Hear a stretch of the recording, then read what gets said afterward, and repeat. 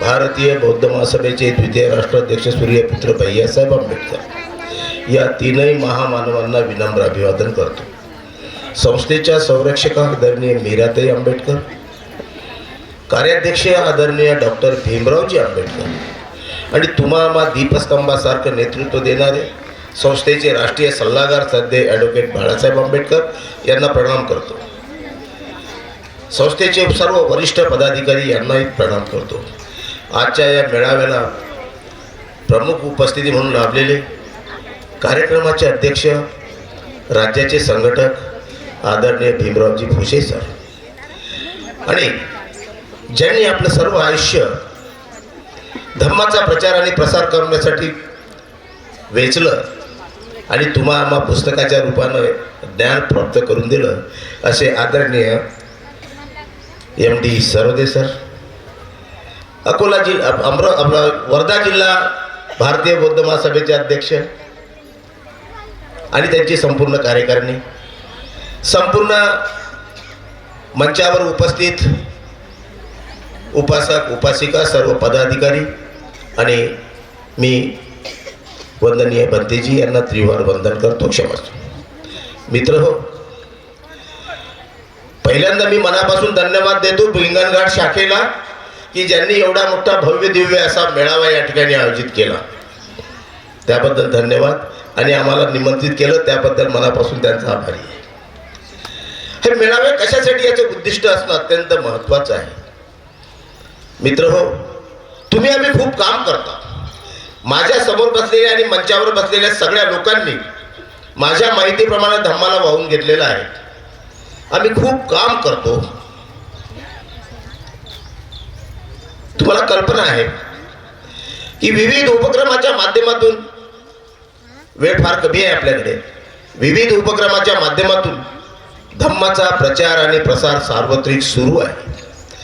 त्याच्यामुळे काय झालं, हे जे चित्र मंचावर आहे आणि माझ्या समोर आहे हे मोठं वैभवशाली निर्माण झालं। आम्हाला धम्मज्ञानाबरोबरच आत्मज्ञान प्राप्त झालं।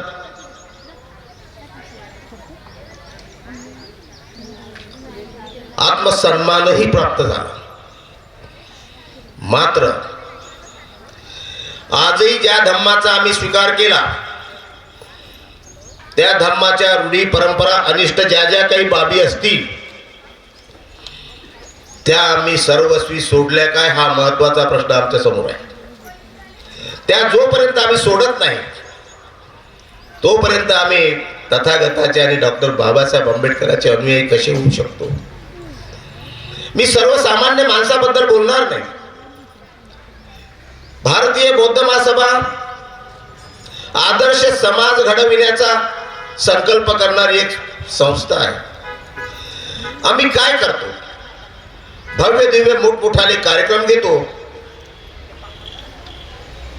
आणि आउटपुट काय, तर एकमेकाच्या तोंडाकडे पाहतो कसं जमणार आहे असं म्हणतो। कसं करायचं, समाज ऐकत नाही, समाज रूढी परंपरा सोडत नाही।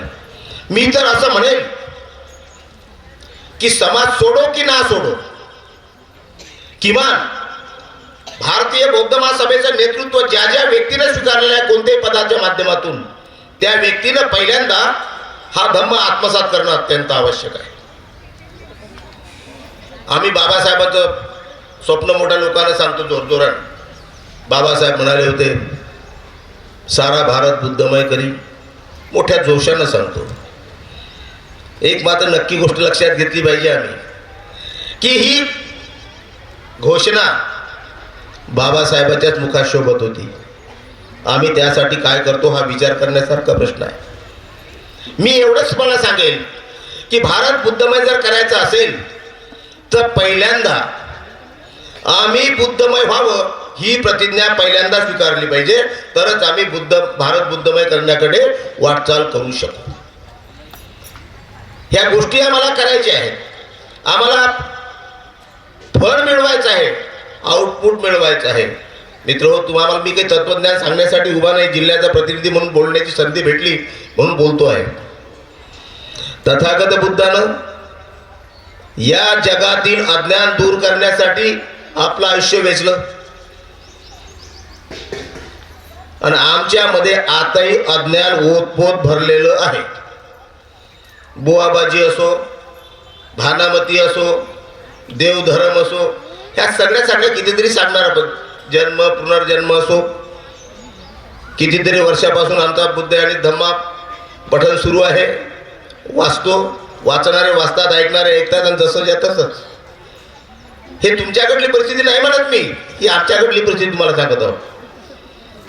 आणि म्हणून आम्हाला जर ह्या गोष्टी धम्माच्या पुढे न्यायच्या असतील तर आम्हाला समर्पित जीवन जगण्याची अत्यंत आवश्यकता आहे.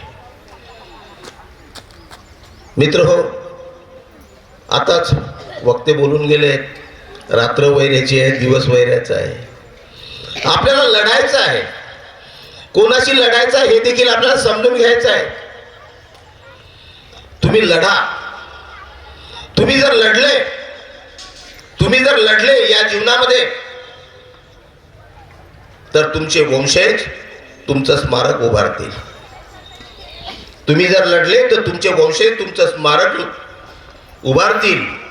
आणि तुम्ही जर नाही लढले तर तुमचे वंशज आयुष्यभर गुलामीत जगतील.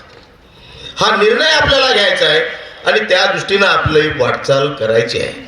म्हणून मी तुम्हा सर्वांना सांगतो, आपण तथागत बुद्धाचे, डॉक्टर बाबासाहेब आंबेडकरांचे आणि परिवर्तनवादी महापुरुषाचे संदेश वाहक आहात. आणि या ठिकाणी अनेक प्रश्न निघाले, ते प्रश्न महत्त्वाचे वाटले माझ्या दृष्टीनं. त्यामध्ये एकच गोष्ट मी तुम्हाला सांगतो की समाजाला सांगा की भारतीय बौद्ध महासभेला तुम्हाला साथ देणं अत्यंत आवश्यक आहे. कशी द्यायचे हे समजावून सांगा. जे लोक साथ देतील त्यांची साथ घ्या. जे नाही देतील त्यांना सांगा, आम्ही काय करतो एवढं पाहत बसा, आम्ही काय करतो एवढं पाहत बसा, तुमच्या शुभेच्छा तरी द्या.